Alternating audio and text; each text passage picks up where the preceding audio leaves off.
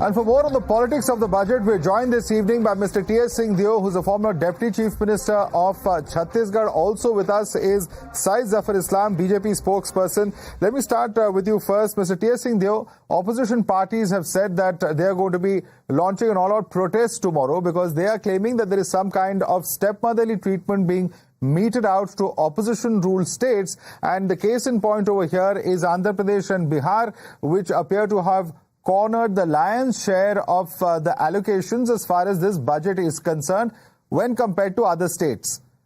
What really is the reason? And this is not the first time that there is, political considerations, many would say, that are in place when a central or a union government budget has been announced such as this. How would you react to that, Mr. T.S. Singh Deo? Usually we don't take name of states while giving allocations. Either there are groups or blocks. So obviously there is the necessity under the current regime. The numbers in the NDA government are such that Andhra and Bihar would definitely want their pound of flesh.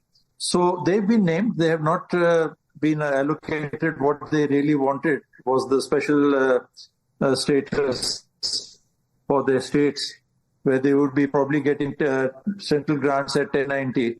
But not being able to do that for whatever reason, this is the way I think out which has been taken. We have mention of 4 states, in fact. We have mention of Bihar, Jharkhand, Odisha and Andhra. I would like to add my Chhattisgarh seems to have got left out in that group. Telangana has got left out in that group. If states were to be named, and Chhattisgarh has lesser revenue sources from mines compared to Orissa and Jharkhand. Anyway, that should never be the criteria. But the way the budget has been announced, the finance minister thought it best to do so. Syed Zafar Islam, would you like to respond to Mr. T.S. Singh Deo because he says there has been some amount of bias in the manner in which allocations has been done. Please respond to him. I think they may not have heard what the Honourable Finance Minister has said subsequent to her budget speech, that it is very unfair on the part of the opposition parties to make this kind of allegation because she has just named 2 states, but the allocation has been made for every state. There is no a state which has been left out. But since she has not mentioned that these political parties and their representatives are making this kind of a statement which is absolutely far away from reality. Reality is that every state will get allocation from the central government. That assistance is going to get each state, which is, and there is no exception. And there is no mother step treatment to other states which is not being ruled by the NDA government. Every state is important. In fact, we have created some kind of environment where every state can come and this competitive federalism concept which has been also indicated in this budget, where each state can take support even for their state related matters, like for instance the stamp duty. There are many other things which has been mentioned in the budget speech as well. So government is willing to lend its support to all the states. Those states who are willing to take support from the government, central government is more than happy to support them. As far as the allocation is concerned, central assistance is concerned, every state is going to get it, without exception. This statement, just because they have mentioned about Andhra Pradesh and Bihar, does not mean the other states have been left out. So the allegation by the opposition parties are absolutely far away from reality. Right. And also, many would say that, Mr. T.S. Singh Deo, Andhra and Bihar are states that are deserving of this kind of, perhaps some amount of extra allocation, given that, there have been historical disadvantages. Andhra very recently, in fact, that was carved out of Telangana, the residual state of Andhra Pradesh, also did not get the kind of investments that perhaps were promised to it. Promises of the time of, the division of the states have not yet been fulfilled 10 years hence, and therefore perhaps a little amount of attention, particularly in terms of developing their capital, is not something that is undue, is what certain individuals would say. Bihar also, there have been historical issues of disadvantage that the state has enjoyed due to various policy measures that have been undertaken by the centre. So would you really say that these 2 states are not deserving?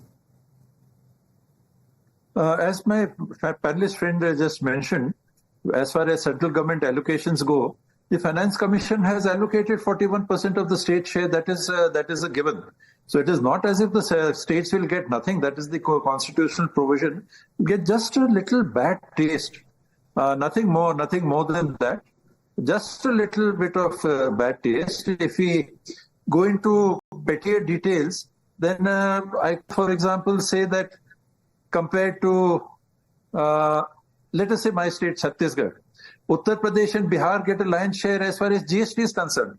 They are not producing states. They are consuming states, and they get a larger share than they would have got had there been the earlier regime of the sales tax, the VAT regime. So those are smaller issues.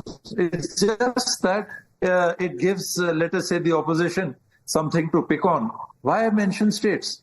You give them allocations. You would be talking, there would be backdoor talks. There would be every occasion for it to be explained that these states, the Andhra needs some funds for their new capital. So, well, give it to them. After Bihar and Jharkhand got partitioned, the mining resources went to Jharkhand. So there has been a grievance in Bihar. So give them an allocation, but mentioning it specifically in the budget leaves a little bit of a bad taste. That is about all. Let me come to another point of contention. Let me come to another point of contention because, Syed Zafar Islam, we've seen soon after the budget announcement, several top Congress leaders, whether it's Mr. Jairam Ramesh or Mr. P. Chidambaram, come out and make the charge that, look here, some of the schemes such as the employee-linked incentive or the internship scheme or even the angel tax were all proposals of the Congress party, some of them which they even made in the electoral manifesto in the run-up to the Lok Sabha elections, saying that they're glad to see that some of Congress's suggestions are now being accepted by the BJP. And perhaps the subtext to that is that the electoral results have now spurred this kind of a response from the Bharatiya Janata Party. How do you respond to that, Mr. Syed Zafar Islam? I think at least here they should feel happy and thrilled with joy that something where they also envisage has also been addressed in this budget as well. But having said that, I understand their concern. They know exactly that these are not their suggestions. These are the suggestions which we have mentioned in our manifesto. We have spoken about it, and in this incentive which we have given in the past also. After the COVID, for 3 years, we had given this incentive and employee-linked incentive, and that has something which has been demonstrated that we have given. Yet, if they are making this kind of statement and making this kind of allegation, only make someone feel that they are happy, but they cannot praise the government, even though they know that it's a very well-balanced budget, where the focus is on fiscal prudence, focus is on growth, focus is in the MSME, focus is on skilling the youth, the younger workforce of our country, and focus is on creation of jobs. It's a historic, path-breaking initiative which the government of India has undertaken as far as the job creation is concerned. Nobody on the street has ever anticipated this kind of scheme will be introduced by the government. But everybody is happy, except the opposition parties. I understand their concern. They cannot praise the government, even though the best budget has been presented. Some of their colleagues, like for instance Shashi Tharoor, had to say that angel tax has been abolished. It is something is a welcome move by the government. There are many such Congress people. They are complaining about something, but appreciating about something else. Okay. But everyone has appreciated some of the decision which has been taken by the government in this budget. Yet some of them are criticizing. It is fair because they are in opposition. They have nothing to say. But to instead of praising let me bring in the Mr. T. S. Singh Deo on that point. Mr. T. S. Singh Deo, you should be happy that several of the suggestions that have come in from Congress have been accepted by the government rather than politicizing the same. How do you react to the BJP spokesperson on that?